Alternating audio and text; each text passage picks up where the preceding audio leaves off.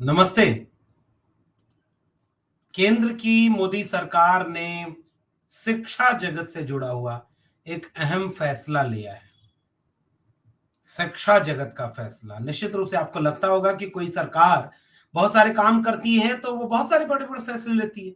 इसलिए कुछ ऐसे फैसलों पर, ऐसी खबरों और सूचनाओं पर शायद आपका ध्यान ही नहीं जाता, जो आपके, आपके बच्चों और पूरे देश की बुनियाद से जुड़ा हुआ है, उनके भविष्य से जुड़ा हुआ है।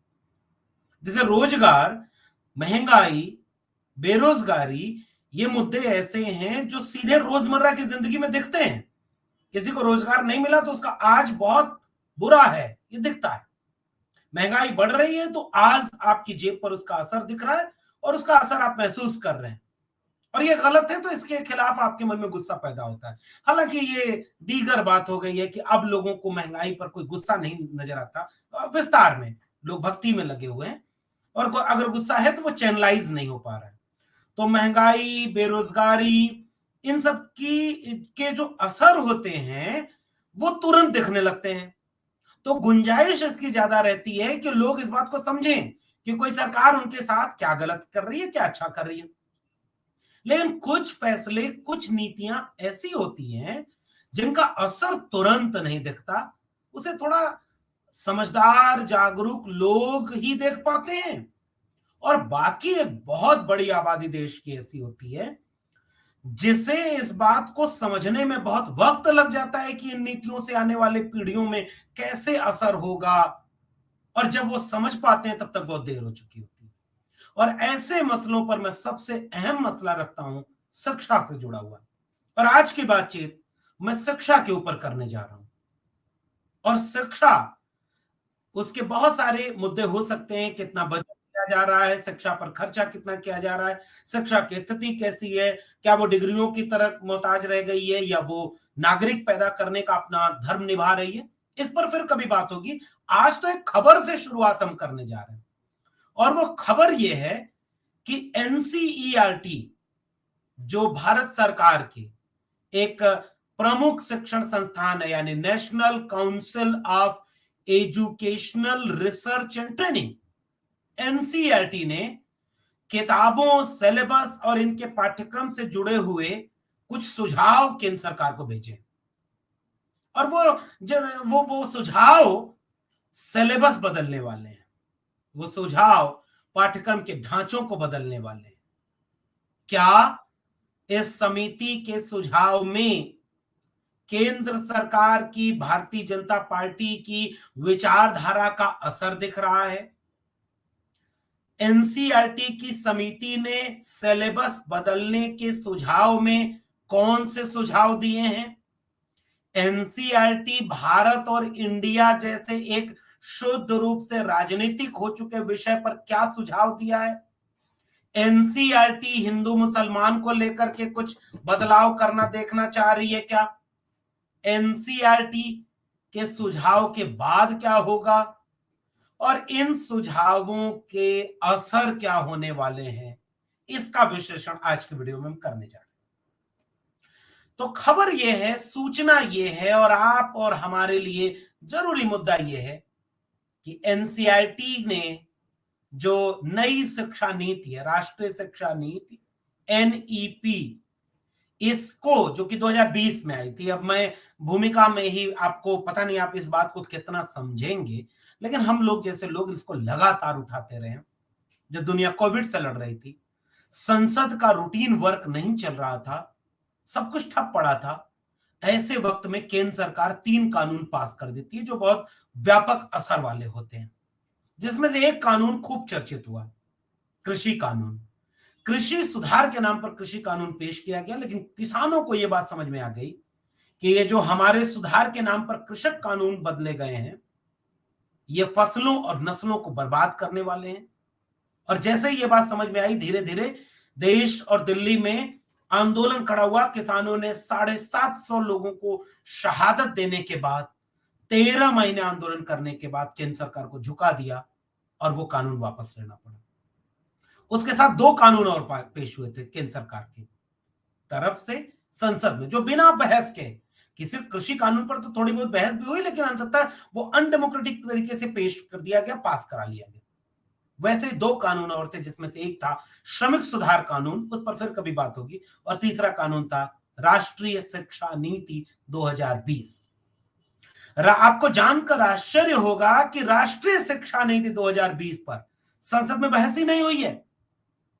कल्पना करिए कि एक देश, बाबा साहब डॉक्टर भीमराव अंबेडकर ने एक बड़ा प्रसिद्ध वाक्य, उसका मौजू ये है, बाबा साहब कहते हैं किसी मुल्क की, किसी समाज की तरक्की का पैमाना मैं ये रखूंगा कि उस समाज में महिलाओं की तरक्की कितनी हुई, और किसी देश समाज की तरक्की का अंदाजा इस बात से लगाया जा सकता है कि वहां शिक्षा की स्थिति कैसी है, स्कूल कॉलेज विश्वविद्यालय कैसे हैं। और अगर कोई देश शिक्षा नीति बदल रहा है, कोई नई शिक्षा नीति लागू करना चाह रहा है, ये होता रहा है, रूटीन वर्क है और होना भी चाहिए। वक्त बदलता है तो पाठ्यक्रम बदलते हैं, शिक्षण पद्धतियां बदलती हैं, शिक्षा के उद्देश्य बदलते हैं, मकसद बदलता है, सब कुछ बदलता है। मगर कल्पना कर सकते हैं क्या कि एक लोकतांत्रिक देश में संसद में बैठ करके बहस हुए बिना इतना बड़ा कदम उठा लिया जाए और राष्ट्रीय शिक्षा नीति 2020 पास कर दिया गया? इस पर विस्तार में फिर कभी बात करेंगे। अभी आते हैं अपने मूल विषय पर कि जब राष्ट्रीय शिक्षा नीति 2020 पेश हो गया तो इसके तहत बहुत सारे काम हो रहे हैं, बहुत सारी चीजें हो रही, सिलेबस बनाया जा रहा है, बदला जा रहा है, और उसी के दरमियान एनसीईआरटी ने सुझाव दिया है। 19 सदस्यीय members national syllabus and teaching learning material committee NSTC गठित की गई। ये पहला सुझाव ये देती है कि अब एनसीईआरटी की किताबों में इंडिया की जगह भारत लिखा जाएगा। सुझाव है, अभी मैं पहले ही बता दे रहा हूं, लेकिन इसके सुझाव क्या है? एनसीईआरटी की तरफ से गठित कमेटी की सिफारिश है कि इंडिया की जगह हर जगह भारत लिखा जाए। क्या इस देश ने ऐसा कोई कानून पेश कर दिया है? क्या इस देश का नाम अब बदला जा चुका है? क्या अब इस पर कोई ठोस काम हो चुका है? अभी ये तय नहीं है, बहस चल रही है जब से, और इसकी पृष्ठभूमि आप बखूबी जानते हैं। कोशिश पहले भी हुई है, लेकिन मौजूदा स्थिति में सीधा सीधा वजह यह है कि तमाम विपक्षी दलों ने जब एकजुट होकर के अपने गठबंधन का नाम INDIA यानी इंडिया रख दिया, तो पहले तो लोगों को लगा कि इसका कोई असर नहीं होगा, लेकिन जब देश के गृह मंत्री, बीजेपी के राष्ट्रीय अध्यक्ष और तो और इस देश के प्रधानमंत्री इस पर टिप्पणी करने लगे, तो इसका मतलब विपक्षी गठबंधन की राजनीतिक चाल बिल्कुल सटीक निशाने पर लगी है। पहले उन्होंने घमंडिया गठबंधन कहा, फिर इंडी गठबंधन कहा, और उनकी मीडिया, कल्पना करिए ना कि इस देश में मीडिया की हालत क्या हो गई है। अगर एक पॉलिटिकल पार्टी का नेता कोई बात कहता तो मीडिया वही भाषा बोलने लगी, और फिर भी मीडिया दावा करती कोई निष्पक्ष है। प्रधानमंत्री ने कहा इंडी गठबंधन, वो सारे भी इंडी गठबंधन करने लगे।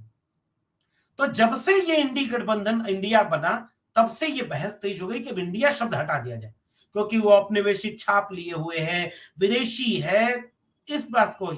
अब एनसीईआरटी की 19 सदस्यों की टीम कह रही है कि इंडिया नाम हटाकर अब हर जगह केवल और केवल भारत लिखा जाएगा। कैसा लगा आपको सुनकर? क्या किसी देश की शिक्षा व्यवस्था से जुड़े हुए सवालों पर बात करने के लिए उसके पॉलिटिकल बैकग्राउंड में, पॉलिटिकल नैरेटिव के जरिए शिक्षा के फैसले लिए जाएंगे?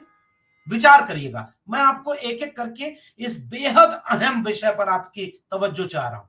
कल्पना करके देखिए, इंडिया नाम हटेगा और भारत नाम रखा जाएगा। आगे एंशिएंट हिस्ट्री की जगह, यानी जो प्राचीन इतिहास पढ़ाया जाता था उसकी जगह अब किताबों में क्लासिकल हिस्ट्री यानी शास्त्रीय इतिहास पढ़ाया जाएगा। सुझाव है, फिर से कर रहा हूं, लेकिन सुझाव भी देखिए। क्लासिकल हिस्ट्री यानी शास्त्रीय इतिहास पढ़ाया जाने की संभावना है, और समिति ये कह रही है कि हिंदू योद्धाओं की वीर गाथाओं को अब सिलेबस में किताब का हिस्सा बनाया जाएगा। The telegraph, the times of India ने एक रिपोर्ट पेश की और उन्होंने ये पूरा रिपोर्ट का सिलसिलेवार ये कहा। टेलीग्राफ अपने ऑनलाइन वर्जन में खबर इसको दिखाता है। NCERT module credits PM Modi for success of Chandrayaan 3, ignores ISRO's track record. क्या समिति सुझाव दे रही है? अब किताबों में यह पढ़ाया जाएगा कि चंद्रयान 3 की क्रेडिट किसको जाती है? देश के प्रधानमंत्री नरेंद्र मोदी को। यानी देश के प्रधानमंत्री नरेंद्र मोदी थे, इसलिए चंद्रयान 3 कामयाब हो सका। इसरो कब बना? कांग्रेस ने बनाया कि बीजेपी ने बनाया? इसरो ने अब तक की यात्रा में कितनी मुश्किलें देखी, साइकिल से रॉकेट पहुंचाने, बनियान पर काम करने, गरीबी मुफलसी में काम करने की पूरे संघर्ष को इतिहास में नहीं दर्ज किया जाएगा और इसरो की क्रेडिट नहीं दी जाएगी। और पहली क्रेडिट किसको दी जाएगी? देश के प्रधानमंत्री नरेंद्र मोदी को। ये एनसीईआरटी की किताब में होगा। देखिए क्या लिख रहा है Telegraph. You know due to unsuccessful launching of Chandrayaan 2 on the moon, the morals of all scientist shook. They were very sad. The Prime Minister of country, Shri Narendra Modi, boosted the courage of our scientists and asked them to try once more. देखिए सुझाव क्या है उस किताब में, syllabus की किताब की बात कर रहा हूं।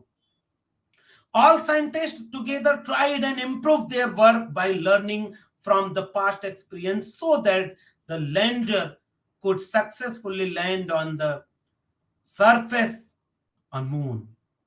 The Telegraph ये रिपोर्ट करके ये बता रहा है कि अब एनसीईआरटी की किताबों में देश के प्रधानमंत्री नरेंद्र मोदी को इसकी क्रेडिट दी जाएगी और आपके बच्चे ये पढ़ेंगे कि जो चंद्रयान है वो कौन लॉन्च किया और कैसे वो हुआ। और इसका पूरा पाठ्यक्रम में आगे क्या होगा, गौर से सुनिए, समझिए। राष्ट्रीय शिक्षा नीति जो मटेरियल वो कर रहा है, उसमें बुधवार को समिति के अध्यक्ष CII जैक ने कहा, इंडिया शब्द का आमतौर पर इस्तेमाल ईस्ट इंडिया कंपनी और 1957 के प्लासी के युद्ध के बाद होना शुरू हुआ था, जबकि भारत का जिक्र विष्णु पुराण जैसे प्राचीन लेखों में मिलता है जो 7000 साल पुराने हैं। ऐसे में समिति ने आम सहमति से सिफारिश की है कि सभी कक्षाओं की किताबों में भारत का नाम इस्तेमाल होना चाहिए। इंडिजिनस क्या है? मेगास्थनीज की पुस्तक इंडिका का क्या इतिहास है? क्या इस समिति जो सिलेबस बदलने जा रही है एनसीईआरटी की समिति है, क्या इसको इतना भी इतिहास नहीं पता? क्या वो एकदम ईस्ट इंडिया कंपनी के पहले इंडिया नाम नहीं था क्या? एक आप भी विचार करिए ना भाई। बीजेपी कोई एजेंडा सेट करे, सरकार में वो है तो उसके लोगों को और सारे एनसीईआरटी के मेंबर को चुन कर देखिएगा, सारे संघ के शाखा मिलेंगे, शाखा के लोग मिलेंगे, संघ की शाखा के लोग इसमें मेंबर बनाए जाएंगे, वो उनको सुझाव देंगे और इस तरह से इस पूरे काम को किया जाएगा। तो जो प्रधानमंत्री बोलेंगे, जो बीजेपी बोलेगी, वो आपके बच्चों की किताब में पढ़ाया जाएगा। अगर ये रवैया बन गया तो सरकार कल को बदल जाएगी, फिर तो आपके बच्चों के भविष्य के साथ क्या हो रहा है? चुनी हुई सरकारें अब अपने मुताबिक सिलेबस बनाएंगी। मनमोहन सिंह सिख समुदाय से आते थे, वो भी कर देते कि भाई अब तो केवल सिखों का इतिहास या सबसे पहला चैप्टर सिखों के इतिहास में पढ़ाया जाएगा। अब सुनिए, उन्होंने आगे बताया कि अंग्रेजों ने भारतीय इतिहास को प्राचीन, मध्यकालीन और आधुनिक में बांटा है। अब एंशिएंट का मतलब प्राचीन होता है, वो दिखाता है कि देश अंधेरे में था, जैसे कि उनमें कोई वैज्ञानिक जागरूकता ही नहीं थी। सौर मंडल पर आर्यभट्ट के काम समेत कई उदाहरण भी हैं। हमने सुझाव दिया है कि मध्यकाल और आधुनिक के साथ साथ क्लासिकल हिस्ट्री को पढ़ाया जाए। तो मध्यकाल को क्यों नहीं चेंज कर रहे? सोचिएगा। और समिति का सुझाव देखिए, ध्यान से समझिए, मैं आपके बच्चों के भविष्य के जुड़े हुए एक बहुत गंभीर विषय पर बात कर रहा हूं। हिंदू इतिहास के पढ़ाए जाने पर सुझाव है कमेटी का। समिति ने लिखा कि हिंदू योद्धाओं की जीत के बारे में भी पढ़ाने की सिफारिश है। अब मान लो महाराणा प्रताप हार गए तो कैसे पढ़ाओगे कि वो जीत गए? और महाराणा प्रताप और अकबर के युद्ध को हिंदू मुसलमान का युद्ध करके पढ़ाएंगे क्या? इतिहास के किताबों में दर्ज है, अकबर की तरफ से लड़ने वाले, अगुवाई करने वाले लोगों में हिंदू हैं, तो महाराणा प्रताप की तरफ से इब्राहिम उनका मुख्य तोपची था। आप इतिहास को हिंदू मुस्लिम करेंगे? ये पॉलिटिकल एजेंडा नहीं है तो क्या हुआ? और ये आपके बच्चों की शिक्षा और उनके सिलेबस में बदलने वाली चीजें की जा रही है।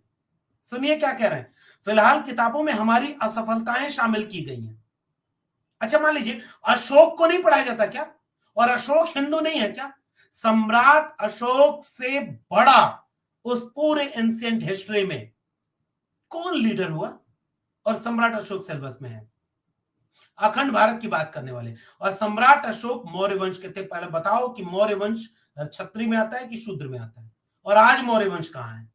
और क्या सम्राट अशोक की पराजय पढ़ाई गई है? नहीं भाई, ये वो लोग हैं जो सिलेबस बना रहे हैं। विचार करिए।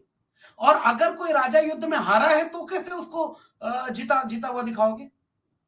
मुगलों और सुल्तानों पर हमारी जीत के बारे में नहीं बताया गया। कोई ऐसी किताब आप बता दीजिए जिसमें आपकी जीत की चर्चा ना हो। शिवाजी जहां जहां जीते, शिवाजी आज किताब में दर्ज है, और शिवाजी एक नायक की तरह हमारे हैं। शिवाजी हिंदू नहीं थे। अगर शिवाजी हिंदू थे तो उनका राज तिलक करने के लिए क्यों ब्राह्मणों ने मना कर दिया, और वाराणस से एक ब्राह्मण को बुलाया गया जो पैर के अंगूठे से शिवाजी का राज तिलक करता है? इस इतिहास को कौन पढ़ाएगा? आप गौर करें कि आपके इतिहास को हिंदू मुस्लिम किया जा रहा है। आगे सुझाव क्या दे रहा है? उदाहरण के लिए किताबों में बताया गया कि मोहम्मद गौरी ने भारत पर आक्रमण किया था, तो आक्रमण तो किया था, जबकि यह बताया गया कि उसके भारत से जाने के पहले ही काकोरी जनजाति ने उसे मार दिया था। अब कोई चीज छूट गई तो उसको आप ऐड करिए, जरूरी है। पृथ्वीराज चौहान पहला युद्ध तराइन का जीते 1191 में, ये तो इतिहास में दर्ज ही है, और 92 में हार गए। लेकिन अब आप सोचिए कि सिलेबस में इस बात को गौर से पढ़ाया जाएगा कि कैसे आपके सिलेबस की किताबें बदली जा रही हैं। गौर से समझिए इस पूरे विषय को, और इसके जरिए आपके पूरे सिलेबस को पॉलिटिकल रंग में रंगने की कोशिश की जा रही है, पॉलिटिकल रंग में। और गौर करिए, विजयदशमी जो मनाती है आरएसएस, उसके प्रमुख मोहन भागवत ने पिछले दिनों कहा कि हमारे देश का नाम भारत है, इंडिया अंग्रेजों का दिया नाम है। G20 शिखर सम्मेलन के दौरान जब राष्ट्रपति द्रौपदी मुर्मू की तरफ से राष्ट्र प्रमुखों को निमंत्रण भेजा गया तो रिपब्लिक ऑफ भारत लिखा गया, और अब सिलेबस की किताब बदल दी जा रही है। अभी देश में तय नहीं हुआ है किस दिशा में ये बहस जाएगी, इस पर कोई बातचीत भी नहीं है, लेकिन सिलेबस बदलने की पूरी कोशिश है। और इसके जरिए, किताबों के जरिए आपके सामने एक ऐसा इतिहास रखा जाएगा जिसे हिंदू मुस्लिम किया जा सके।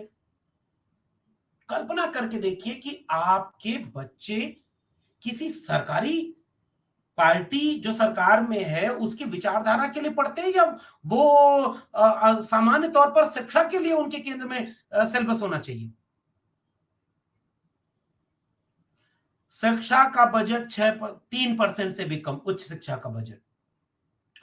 फेलोशिप जो रेगुलर हर महीने आती थी, अब वो फेलोशिप 3-3, 4-4, 6-6 महीने, 1-1 साल के गैप पर आ रही है। ये शिक्षा सुधार के लिए सरकार के पास समय नहीं। पीएचडी की सीटें घटाई जा रही हैं, फेलोशिप कम की जा रही है, फीस बढ़ाई जा रही है। मैं उदाहरण देकर के बताता हूं। नई शिक्षा नीति ने अब यूजीसी के प्रभाव को कम करके हायर एजुकेशन फंडिंग एजेंसी बनाया है। यानी यूजीसी जो ग्रांट दिया करती थी कि देश के नागरिकों का पैसा सरकार के पास होता है, तो सरकार ये तय करे लोकतांत्रिक देश में कि किसी की जेब में पैसा है या नहीं है, इससे नहीं कोई शिक्षा से वंचित होना चाहिए। इसलिए सबको गुणवत्ता की निःशुल्क शिक्षा मिले, यह सरकार की जिम्मेदारी है। इसलिए सरकारी स्कूल बनाए गए, इसलिए प्राइवेट स्कूलों पर हमारी बात की जाती है कि अगर वहां शिक्षा महंगी होगी तो जो महंगे घरों के बच्चे होंगे, अमीर घरों के बच्चे होंगे, उन्हें अच्छी शिक्षा मिलेगी। और सरकारी स्कूल लगातार बर्बाद होते चले गए, प्राइवेट स्कूल लगातार मजबूत होते चले गए।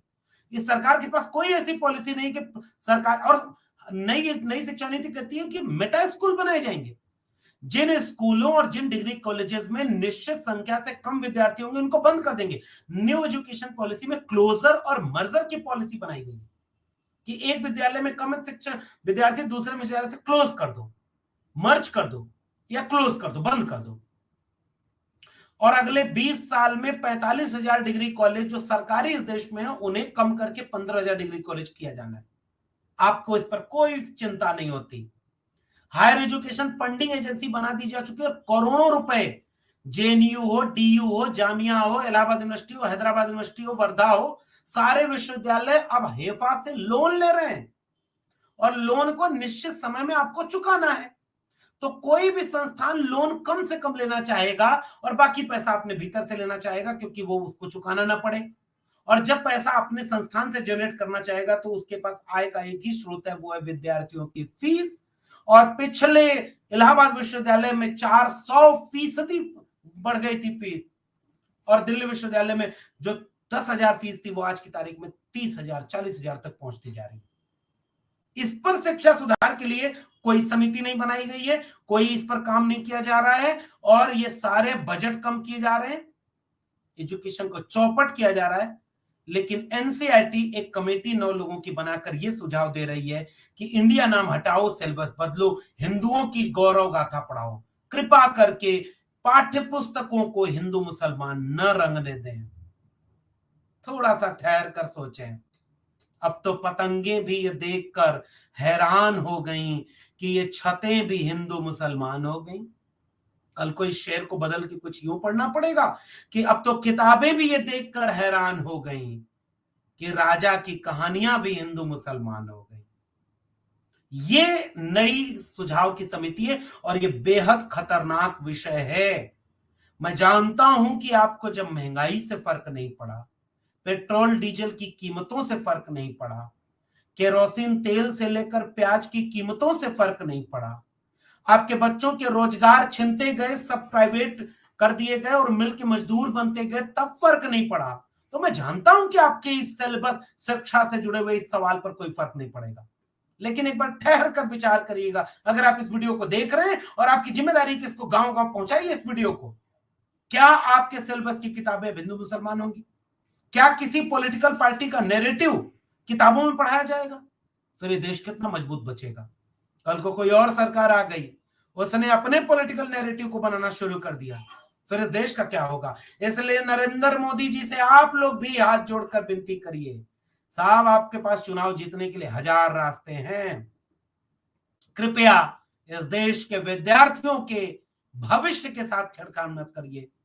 अपनी विचारधारा को पाठ्यक्रम की विचारधारा पर थोपिए मत, उसे न्यूट्रल रहने दीजिए, उसे संविधान के हक में रहने दीजिए, उसे मानवता के हक में रहने दीजिए। आज आप सरकार में हैं, कल नहीं होंगे, किराएदार हैं, जाति मकान थोड़ी है। मगर इस तरह की आग मत लगाइए जो आने वाली पीढ़ियों के बच्चों के भविष्य का खिलवाड़ करे। आपको ये बातचीत कैसी लगी नीचे विचार करिएगा, अपने सुझाव कमेंट बॉक्स में बताइएगा और इस पर और पढ़िए और अपनी एक राय बनाइए। फिर मिलते हैं किसी और वीडियो के साथ, तब तक के लिए बहुत बहुत धन्यवाद।